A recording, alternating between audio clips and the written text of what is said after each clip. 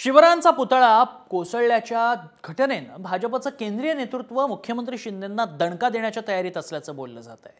हे प्रकरण शिंदेंनी योग्य प्रकारे काही हाताळलं नाही अशी चर्चा दिल्लीश्वर करतायत। याचा थेट फटका जागा वाटपात बसणार की मुख्यमंत्र्यांच्याच खुर्चीला, बघूया। संघाच्या एंट्रीनं शिंदेंची कोंडी,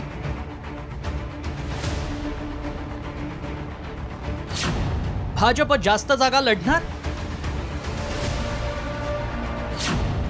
भाजप मुख्यमंत्री पदावर दावा सांगणार,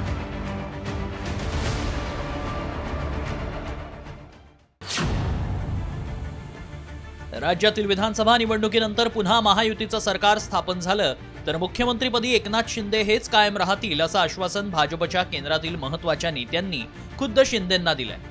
मात्र बदलापूर आणि मालवणमधील घटनेनंतर बदललेली परिस्थिती आणि निवडणुकीत राष्ट्रीय स्वयंसेवक संघ कमालीचा सक्रिय झाल्यानं मुख्यमंत्रीपदी शिंदेच राहतील की नाही याबाबत आता प्रश्न निर्माण झाल्याचं बोललं जात आहे।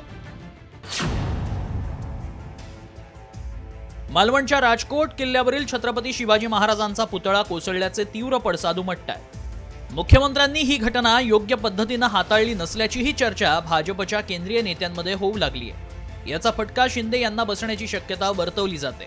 त्यामुळे आतापर्यंत शिंदेंच्या पाठीशी असलेले भाजपचे केंद्रीय नेते निवडणुकीनंतरही कायम राहतील का याबाबत साशंकता निर्माण झाली आहे। दुसरीकडे लोकसभा निवडणुकीत राज्यात भाजपला फारसं यश न मिळाल्यानं विधानसभा निवडणुकीची सूत्र संघानं ताब्यात घेतल्याचं सांगितलं जातंय। मतदारसंघनिहाय संघ समन्वयक नेमण्याची प्रक्रिया देखील सुरू झाली आहे। भाजपच्या निर्णय प्रक्रियेवर संघाच्या प्रतिनिधींकडून देखरेख ठेवली जाणार असल्याचं स्पष्ट झालंय। त्यातच राज्यात निर्णयाचे सर्वाधिकार फडणवीसांना देण्यात आलेत।